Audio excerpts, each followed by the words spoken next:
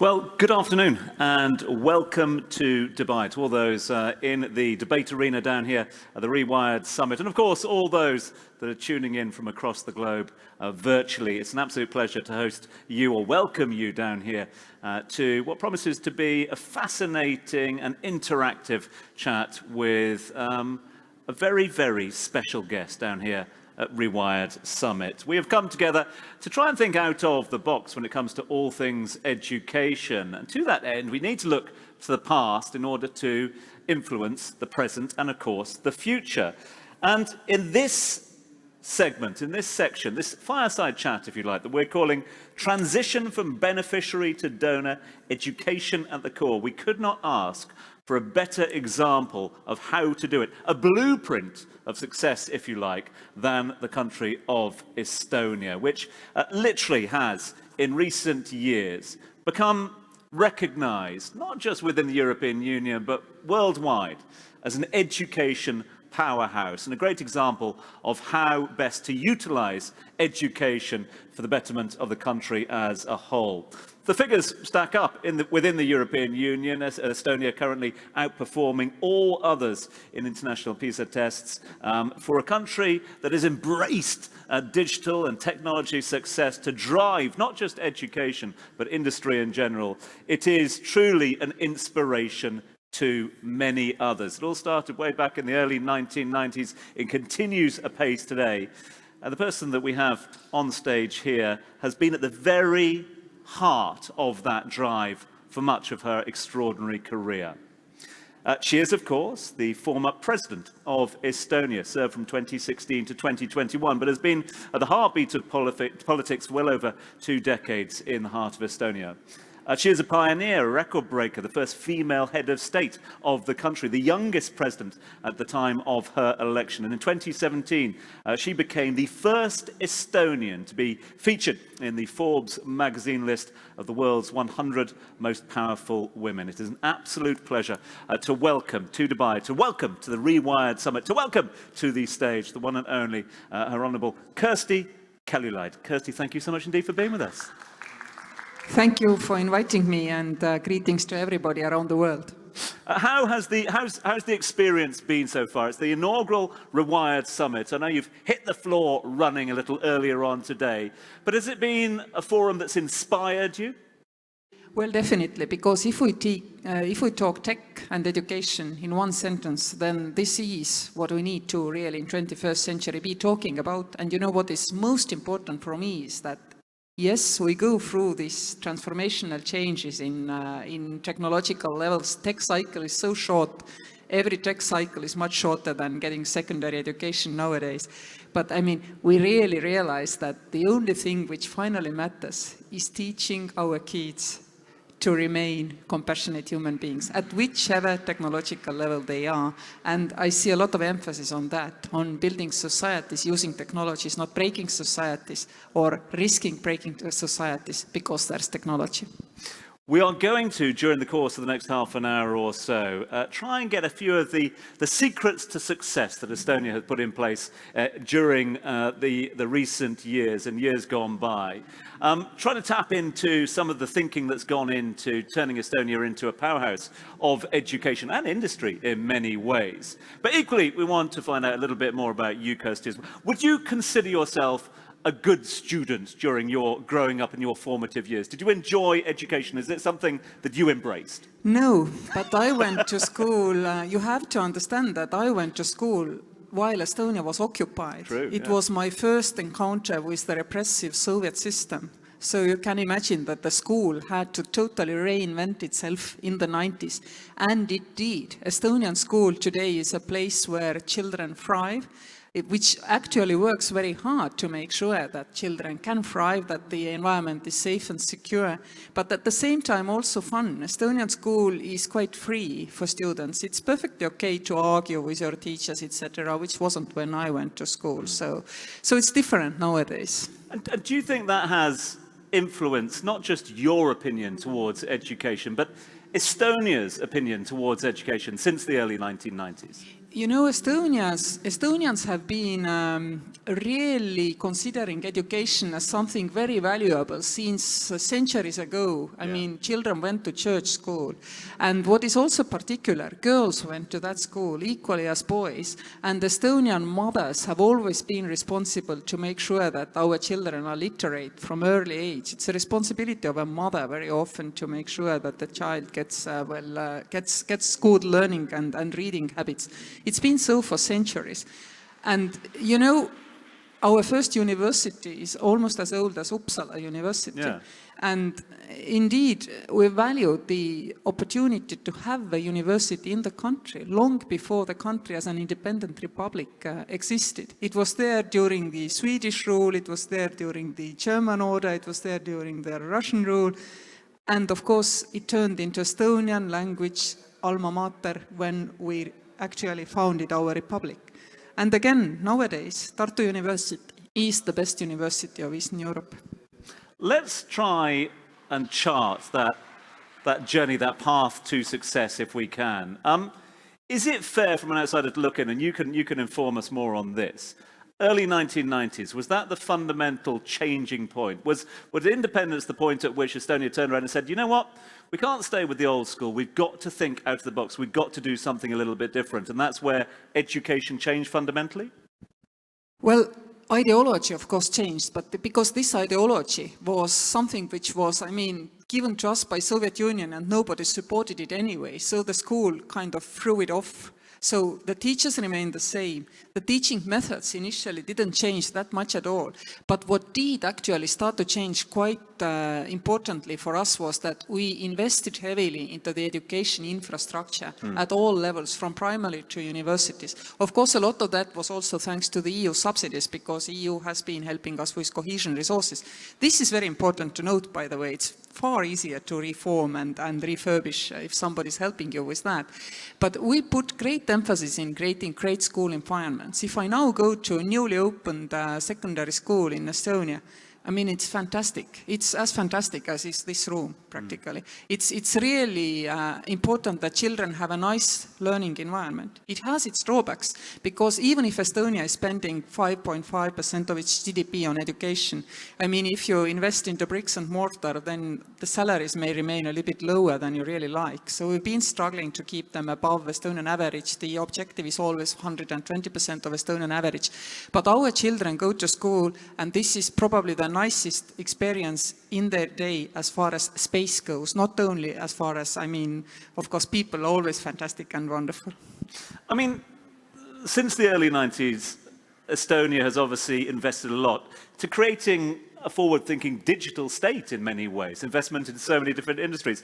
I'm interested to know, I mean, how fundamental to that change overall for Estonia moving forward was education? And was it a play from the very off that education was key in order to enable that change? If you think back 20 years ago when Digital Estonia started, then we didn't have computers at home. Almost nobody had at that time. So there were basically two types of hubs where computers were available: schools and libraries. So schools indeed became immediately kind of also tech hubs in this sense that there were computers. And we struggled and we worked hard to make sure that children have access to computer classes. Private sector has also always been a part of it. For example, 3D printers have been donated to schools, robotic systems have been donated to schools. And what is to this day very important is that the tech sector takes interest in how we teach and train our children. For example, if you look at the project which is called Unicorn Squad, this is to get girls into tech. And they do offer, with their own startup community resources, well, they do offer opportunity for girls to play applied physics. And I mean, practice all kinds of creating rockets and building wheels, so that children, particularly girls, are not afraid of tech. So it's always been very much private and public cooperation in Estonia, not only the public sector effort, which is big. I admit 5.5% of the GDP is huge for a nation which in the 90s was well ranked poor, then middle income, now rich. But it demonstrates that it actually pays off to pay into education. it's exactly what I was going to say. You look at the sort of fundamental change in GDP and the fundamental change of the wealth of the nation as well. I mean, it's extraordinary when you look at the time frame that you've worked within. There's another date that jumps off the page for me, and I wonder whether you, someone a lot more invested in it, can add more to it. The Tiger Leap of 1997. Was that also an important move? Obviously. Tiger Leap worked at various ends of the society.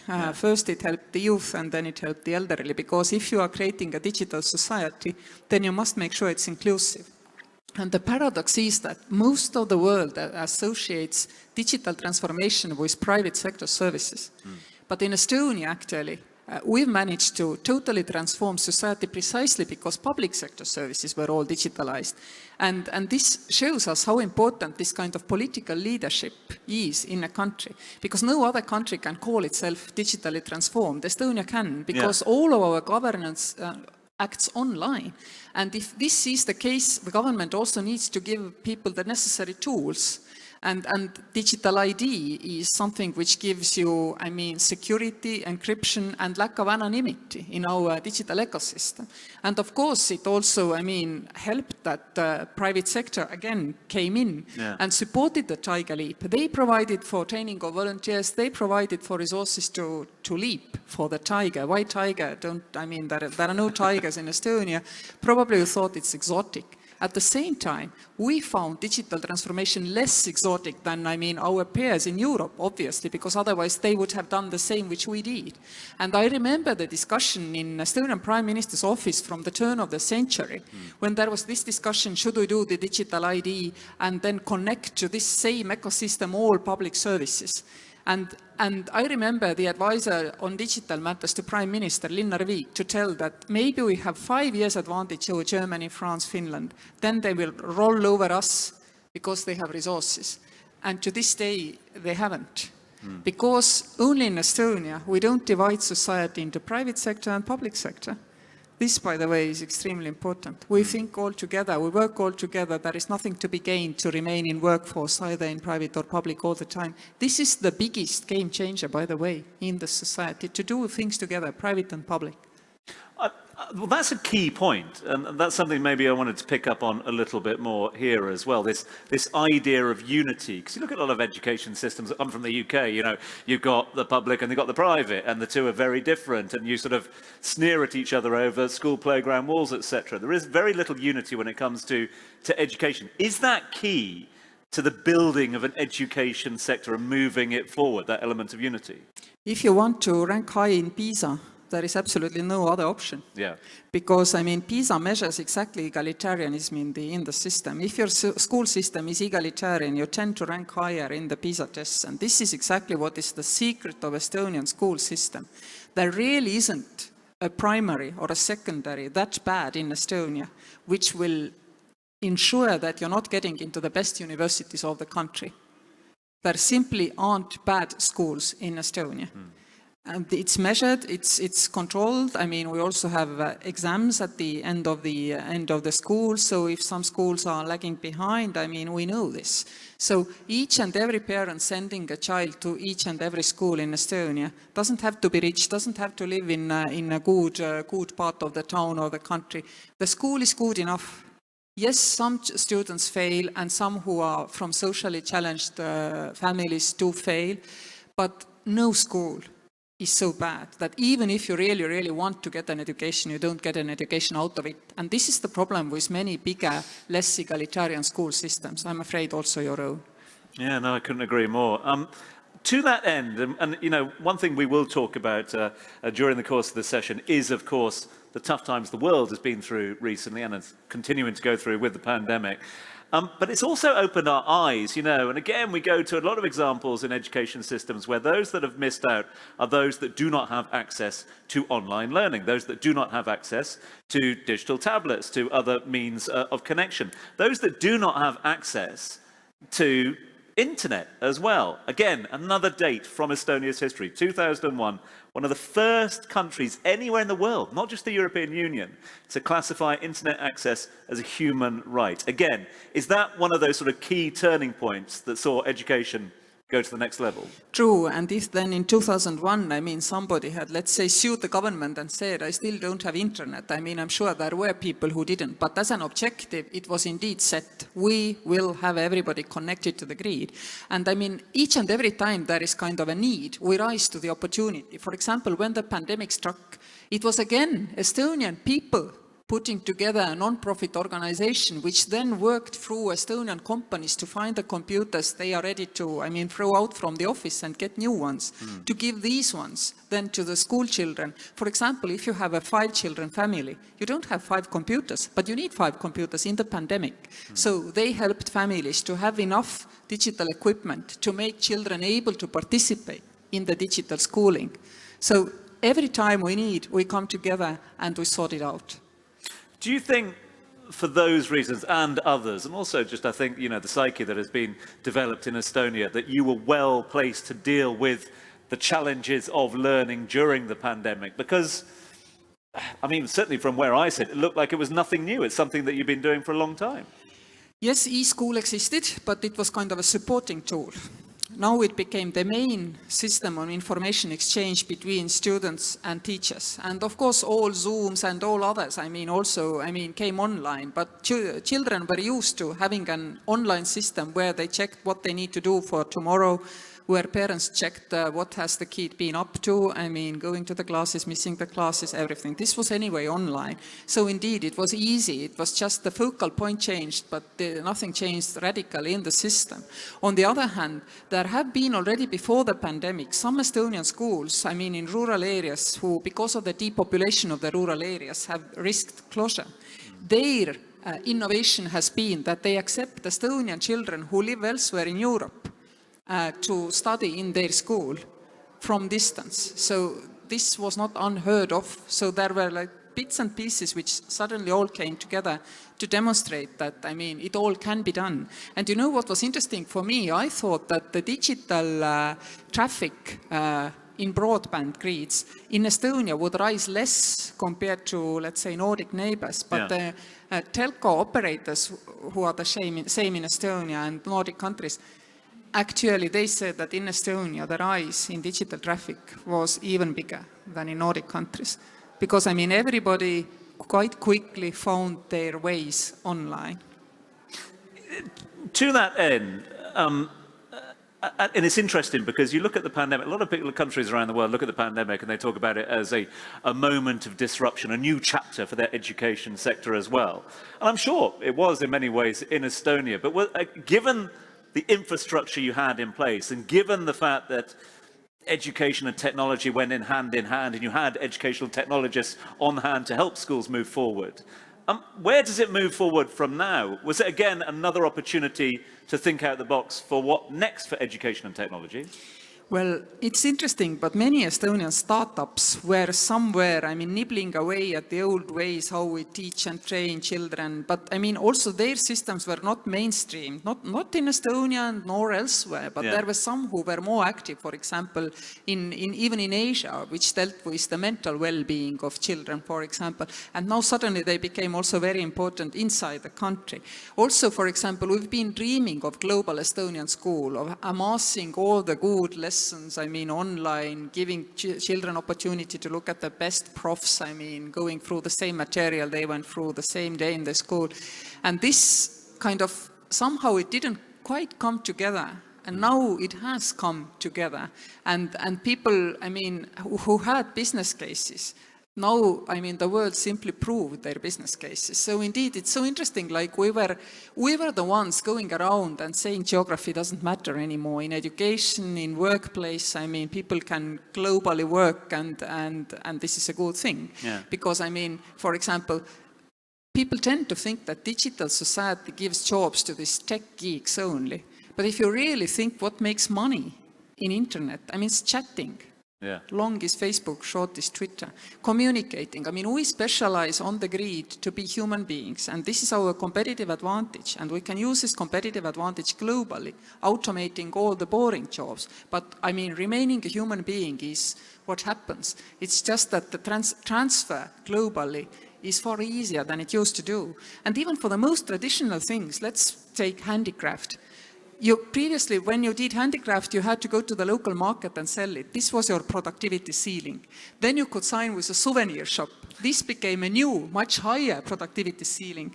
But now the productivity ceiling is much higher, even because you have 8 billion customers globally and you can sell online. For example, if you Google Estonian handicraft, you will certainly find hubs which will sell you the perfect traditional Estonian stuff online. So this kind of shows you how the old economy benefits and becomes more productive and also makes people more empowered and independent working.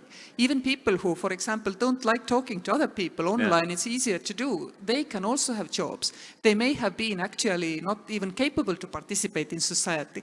Now they are, if they have kind of communication and special needs. Now they can communicate. So it's not like internet takes our jobs away. Internet creates our jobs. And this is what we need to kind of embrace and work with. Same in education. Internet doesn't take the teacher away. It changes the way how you teach. Actually, you support learning. You do not teach anymore. And this is very necessary because let's take a classroom of, well, let's say 12 years old boys. Some really know astronomy really well because it's their interest. They Google it, they look at YouTube. Some speak fluent English, some can write French, some are really good in math. And then the teacher goes in front of this 12 years old and has to teach this class. You cannot do it without good tech tools where children can themselves, explore, get feedback, move to the next level.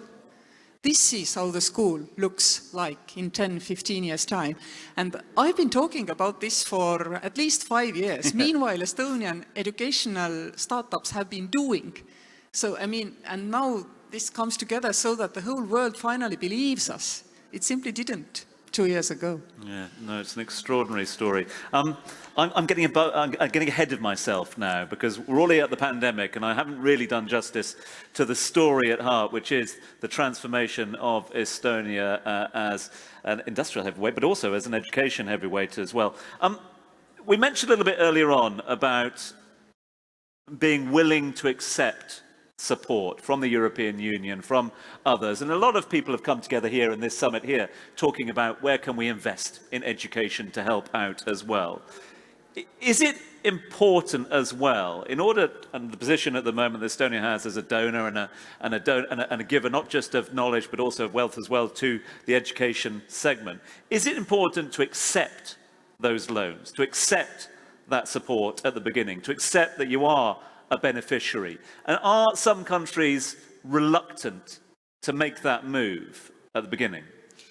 Well, I really haven't seen that much of reluctance. What I've seen is that people are not able to define what they really need, particularly with developing digital tools, be they in education or e-governance or wherever. Everybody says, make us digital, but you need to be a bit more specific. And that's why Estonia created with UNDP an e-governance academy already almost 20 years ago to kind of start to explaining globally how to be also a smart state who can procure, in a smart way, the services they do need. So this is the bottleneck, definitely not the acceptance of the resources. Also, of course, many aid donors, including our own European aid donors, they feel far more comfortable building roads and bridges than building digital infrastructure. But I think this is also changing gradually. And I see there is a huge demand, particularly in Africa, to use technology to leapfrog. For example, Estonian companies digitalizing Kenyan school curriculum and the whole of it. And so you have these kind of things which are going on. And if we take notice, we can really easily join the dots and have a leapfrogging continent with the help of digital educational technologies. But then, what do we do with all these, nimble, smart, potential digital nomads? Today it's really good. They can work wherever they can because wherever they can globally find the jobs without leaving their own kitchen if they so wish, because we have not regulated and fragmented the global services market in the digital. We are talking about European clouds, we are talking about, protecting our data and so on, so on. This risks to break this market, but we in Estonia really advocate to make sure that even indeed, if we need to regulate for security, first we need to drive anonymity from the access of the data, which means digital IDs, which in Europe is now sorted. It's decided everybody will have a digital ID. And then we need to also give access to those people who are not in Europe, for example, to use our data to serve us. I mean, be it bookkeeping or designing something, I mean, there has to be an access opportunity, safe, encrypted, sure, and not an anonymous. So we need to remain globally connected, but be also legally protected while we are doing it. But it's key, and again, I suppose, if other nations were to come to Estonia seeking advice of how did you get to where you are today when it comes to education, it's key, as you say, to have that plan from the off, to know where you want that investment to go, to know where you want those beneficiaries to be. Because I suppose it's very easy for countries to take, and I know that sounds quite harsh, but it's easy if you're getting given, but without the sort of plan in place, you could have misappropriation of funds. Well, we always say it's very simple where to start. You need digital identity. Right. And then you need to connect all your services to this digital identity, which the government provides. And then you need to open this ecosystem to private service providers like banks, mobile companies, telcos, everybody. I mean, whoever wants to offer service in a country must have access and to contact their clients, their partners through digital ecosystem. And it has to be unique. It has to be universal for the country. It has to be legally protected so that, I mean, it's not only technology which guarantees security, but also the legal space. And then, I mean, if you have created such a system and if you have not made the error of making a system non-scalable, you have not built a train, but you have created a sun. I will explain what it means. If you create a train, then you have to enter the first wagon and walk through every wagon to reach to the service which you want to reach. This is a train. This is not sustainable because it's not scalable.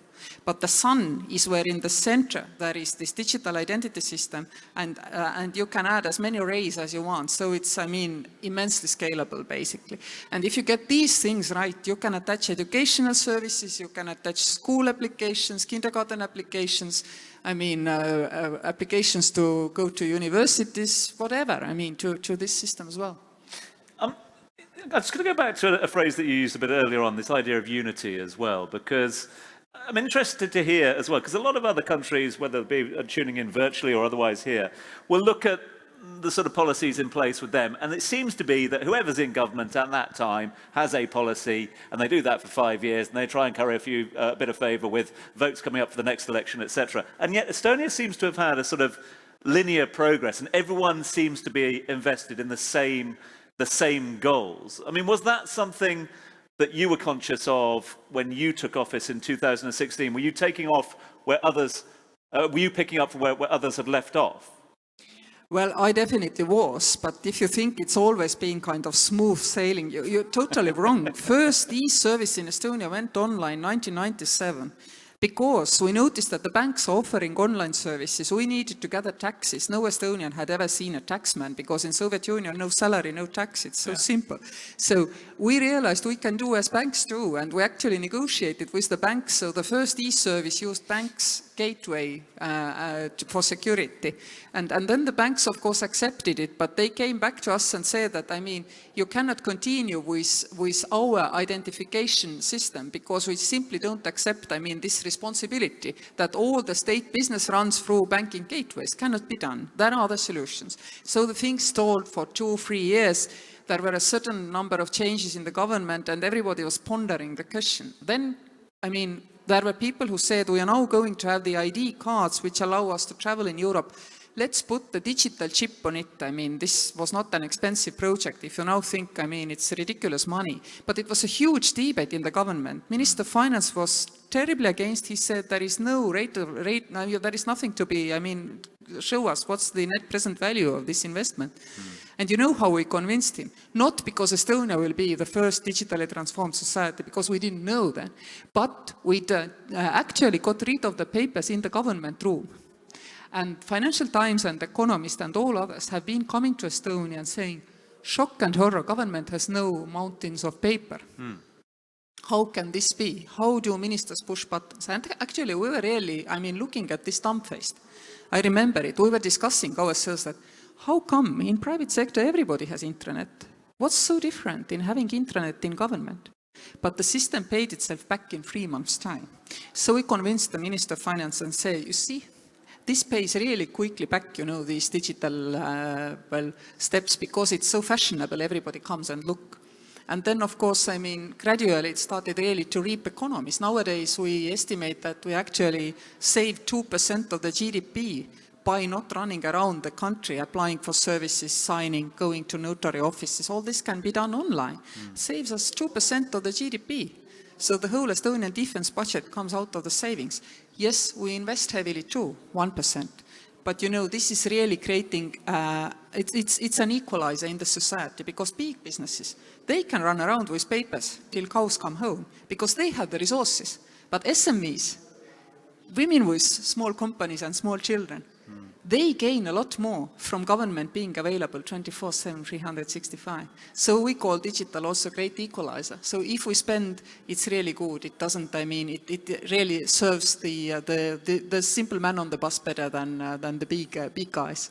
But thank you for giving us an insight into that, because that was a question I wanted to ask as well about. It's all good and well for us to sit here and talk about the achievements, and yes, we did this, and yes, we did that, and everything, and we're seeing it's paying dividends now, we're seeing the results. But there must have been humps along the road. Are there certain things, other than that you just mentioned there, that didn't work in the process of changing the education sector there, that you might want to have done differently again?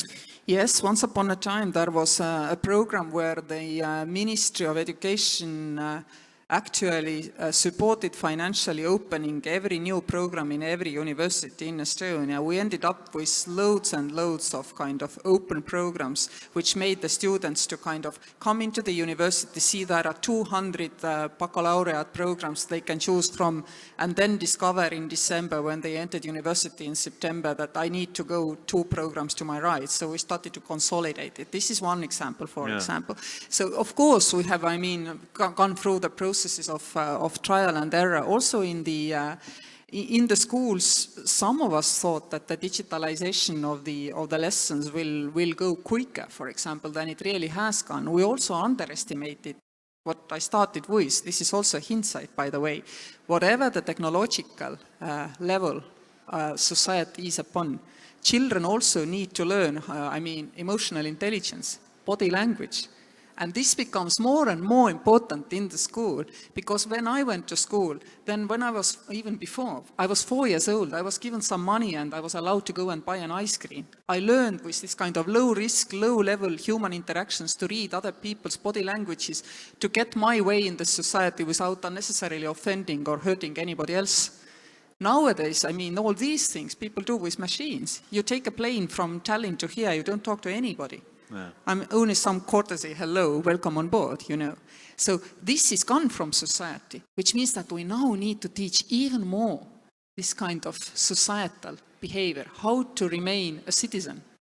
And definitely we have not, paid attention, we should have paid to it in the last 20, 25 years. So we need our society to be much more compassionate than it is today.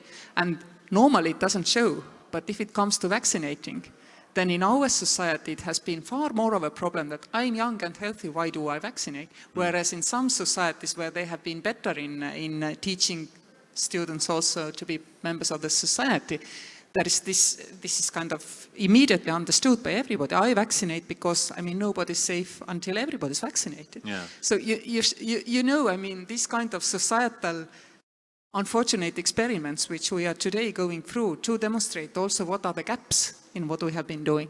But can you teach, and again, I don't want to sound like an old fuddy-duddy here, the older generations, but you're so right about that. Call it what you will, be it EQ, be it emotional intelligence, be it bedside manner, whatever it be, the ability to interact face-to-face. If that is lacking in our younger generations, if they are more comfortable behind screens at the moment, is that a big challenge for education moving forward at the moment? How do you teach it?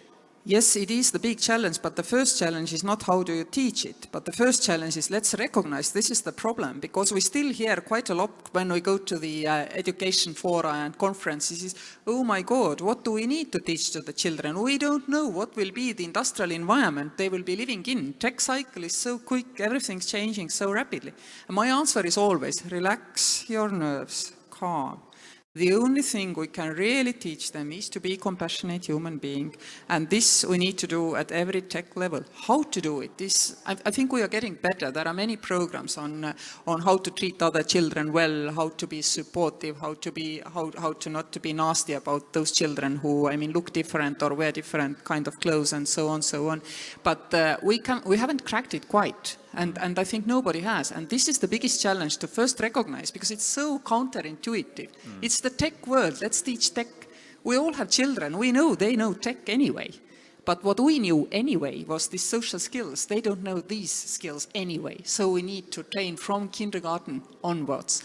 And we're getting better at that. But I think first and foremost, you have to recognize you have this problem. Yeah. Look, I'm conscious of the fact that I'm taking up all of our special guest time here. If you've got any questions from the floor, or of course virtually, feel free to dart them over to us. If you are online, you can send us questions online and they will be ferried up here. Any questions on the floor for our special guest? If not, I've got loads that are coming through at the moment. One I wanted to address, and it's paying homage to where we are at the moment, and it is to do with language. We live in a part of the world where we're broadcasting in a part of the world where obviously Arabic is the national language of the UAE, and yet you walk out there and you will hear 200 different languages, etc. That's also reflected in the schooling and the education system. How has Estonia gone about maintaining the importance of the Estonian language whilst also embracing others? We actually do have a long-standing problem of ending segregation in our school system, because when we regained independence, many people who came from different parts from Soviet Union, for them the lingua franca was Russian. Yeah. And their children went to Russian schools, and they considered this as a necessary privilege to continue learning in the language where they felt most comfortable. But it took us quite a long time until this part of the community recognized that it's a tool for segregation. And we still have Russian schools and Estonian schools, but in secondary school already the curriculum is at least 60% Estonian language, and there is plan now to move in 15 years' time to the situation where also the primary is only Estonian language. And this is on demand of this part of the society, by the way, because they see their children need to be part of Estonian society and community, and they integrate these at the kindergarten and at the school, because Estonia has only one official language. This is Estonian language, and this is widely accepted. Yeah. Again, does that go back to this idea of embracing from an early age as well? Because what we see in the education system here is a little bit of a challenge. How do you maintain the different languages to a certain level? Do you have to mandate the learning of certain languages up to a certain age? Or again, is it a choice thing? No. Everybody learns English, obviously, at school. Teachers are easy to find. Quite many learn also Russian, German, French, other foreign languages. But you have to learn some foreign language, but there is no particular obligation that you particularly have to know French or Finnish, for that matter. This is not an obligation. There are various opportunities. But what we do say is that in Estonian universities, for example, we do guarantee you free tuition only in Estonian language, which means that then you have to, be fluent in that language. We are indeed a country where many nations have come together during the occupation. You have Armenians, Ukrainians, Belarus, all other people. But for them, the common language nowadays is very much the kind of liberal democratic values and the ability to freely move around Europe. And this is kind of more common denominator for the society, particularly because if you look across the border, there is Russia, or there is Belarus, and which is not on par as far as freedoms, personal freedoms are concerned. So the common language we do speak among all language groups in Estonia is that we value democratic freedoms, and we value the free labor market of Europe, and we value the right to settle everywhere in Europe, and this goes for all language groups which are in Estonia. Based on that, it's been easier to build also a society which is, well, essentially monolingual in Estonia, which is Estonian language, which is the only language you have to learn. On the other hand, there are other good examples in Europe, if I may. For example, Luxembourg. It's a country where constantly tens of thousands of people go and come, and it's really a cosmopolitan country. But the number of people speaking Luxembourgish is rising, and it's rising because from the very early age, from the school starts 4 at there, but they offer for people who at home speak something else, Portuguese, English, whichever, a year which is called precoce, which means that children go and start at the age of 3 to learn Luxembourgish language. And this is the model which we also try in Estonia to emulate, to make sure that each and every child who goes to school in Estonia is already fluent in Estonian from kindergarten, using the fact that, 2-3 years old children, they learn languages naturally and differently. Yeah. I have my own younger children are trilingual, and they are like, Mom, how did I learn French and English? I never remember not speaking French and English. And now when they're older, trying to learn another language, much more complicated. So this is what we need to do in all societies where we want to kind of make sure that there is inclusivity and lack of segregation. Start at the kindergarten. With the standards being so high, and as you mentioned there, the seats of learning and the awards and the awards of excellence they've achieved, with the PISA results that they are at the moment as well, with all the investment over the years into the education sector, is brain drain a concern with you seeing so much talent coming through the ranks, or has that investment shown that you can retain that talent in country? Is that important? Yes, it is important, and my generation was really lucky. When I graduated, many went to work in universities elsewhere. But then exactly the European Union, 5th framework, 6th framework, research money started to come in the country. And we were able to build really good laboratories and kind of science infrastructure, which brought my generation back to Estonia too. They could create their own work streams more freely than they could elsewhere. So suddenly Estonia gained a competitive advantage for this generation to come back and perpetuate the good quality of our science and education. Estonia has always been a high achiever as far as it comes to, having access to the research budget of the European Union. We always jump above our weight actually in this measurement.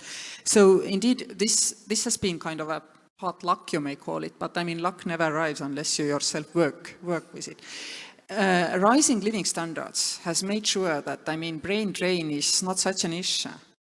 I think it changed for us, and also, for example, for our neighbors Latvians, that people start to come back at the point when your average salary reaches about 1,000 euros, because the rest is, if you live in London or you live in Tallinn, your real estate cost is so different that all the salary difference above that is taken away from you. Yeah. And that's when we noticed that people actually come back to Estonia.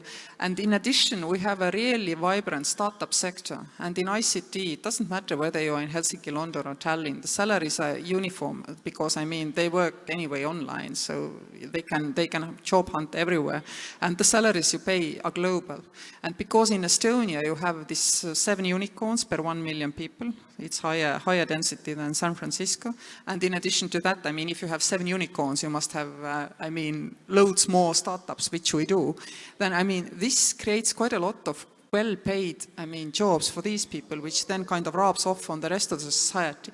Estonian tech sector is as big as Estonian agriculture. But in Estonian agriculture, we pay 1% of our all salaries paid in the country. And in tech sector, 6%. But the size of the sectors is, in both cases, is around 3% of the GDP. So you see there is a huge difference. Yeah. Huge difference. We have got time for a quick question down the front here, or observation. Yes, sir, over to you. Thank you. You've spoken very well, madam. Just a quick question. Estonia is a donor scale in IT. Does your support extend to non-state actors like civil society and private sector? Because you've talked very much about how Estonia would be supporting developing governments. Would that extend to the NGO or the private sector? Thank you. Yes, Estonian NGOs to other NGOs, indeed. I mean, there is a lot of digital element there. That could be training course, MOOCs. We have trained midwives, I mean, online, for example. We've also, our NGOs and our startups have found ways and means to make, I mean, people in developing countries, well, come more together and using exactly NGOs on the ground, not necessarily government actors. In addition, Estonian tech sector is very socially conscious. So, for example, we have one unicorn, which is Bolt. Well, to give you the understanding what this company means, Estonian own workforce is about 700,000 people altogether. Bolt employs 300,000 globally, and it's very much socially responsible. I mean, it really wants to make sure that its clients, its people who work for Bolt, that they live better life because they work for Bolt. And if you hear the stories, for example, from Kenya, that, I mean, since I now drive Bolt or work for Bolt, I was able to buy a house and so on, so on. So they pride themselves for doing these things, and they also do always these startups when they are, I mean, in developing markets, they do look out for opportunities to support civil society as well. So indeed, the bigger they get, the stronger they get, the more they also show their social colors. And I've never seen a sector of economy so socially conscious than our startup sector is. Thank you for your question. Appreciate it. We've probably got time for a quick one more question. If there's any questions from the floor, I know we've got a few coming through virtually, which we will answer offline straight afterwards. Time is against us, though. There are lights flashing left, right, and centre at the moment. So just an opportunity, Your Excellency, for us to wrap up if we can, because we set out at the beginning trying to get a little bit more insight, and you have delivered that insight into what has been an extraordinary story of success in Estonia, not just in education, but in business in general. The transition we have seen during that time, since the late 90s up until 2021, the future, I'm sure, is very, very bright. For those out there that are looking and going, you know what, we're almost like Estonia was back in the late 1990s. We could do this as well in the space of 20 years. What is your final sort of thoughts, your advice in answer to the question that we set out at the beginning, the transition from beneficiary to donor? Is it all down to education, or is that just one element? No, it's down to transparent society, lack of corruption. I mean, independent institutions who are able to follow through if there is corruption, even among the highest political levels in the country. It also is that tax system which is proportionate, which is also, I mean, supportive of capital coming to the country. No special sweet deals for any kind of capital, all kind of capital, local, foreign, big, small, treated equally. So there are many things, and then you have to have good neighbors who buy your stuff. We happen to also to be, I mean, to regain independence at the moment when our Nordic neighbors realized that they need a solution to their cost structure, which meant too high salaries. So we were very competitive. Many businesses relocated to our country as well. And then be innovative, because at the turn of the century, when we scanned the horizon, digital was not the only one. Yeah. For example, we also created the Estonian Genome Foundation to develop our preventive medicine and e-health in the future as well. It's a less kind of famous story because it's not so pervasive yet to the need to know your genotype to understand what works and what doesn't work for you, I mean, in the pharmacy. But I mean, it is there as well, and it exactly stems from the same time. So we constantly try to scan. And for example, we've created Accelerator Estonia, where Estonian government invests into the new ideas. And you know why? Because then they put their own skin in the game, and they have to expand the legal space to be permissive to new ideas and new technologies, even today, to make sure that AI and all the other nice things, and I mean robots on the streets and so on, that they are permitted in Estonia and legally kind of regulated so that the capital is protected, people are protected, and the business ideas are protected. So there is a lot more than education, unfortunately, what you need to do. But I think unless you do that leapfrogging only because you have technology, you know, you can really well, digitalize a corrupt bureaucracy and a huge bureaucracy, but you will just get a more efficient, corrupt, and huge bureaucracy. Your Excellency, you've been so kind with your time. We can't thank you enough. Just a quick reminder that if you would like to listen back to any of the content, it will be available on the Rewired Summit virtual archive straight after this one. But time is against us, as I mentioned. I hope that has been helpful to all those here in the debate arena and all those tuning in worldwide. Just remains for me to say a big thank you on behalf of all the team at Rewired for the extraordinary thoughts, the opinions and the time of Her Excellency Kersti Kaljulaid. Kersti, thank you so much indeed for being with us. Thank you. I think it was eclectic, but it was very good to talk to you. Thank Bless you. you. It's really cool. Thank you.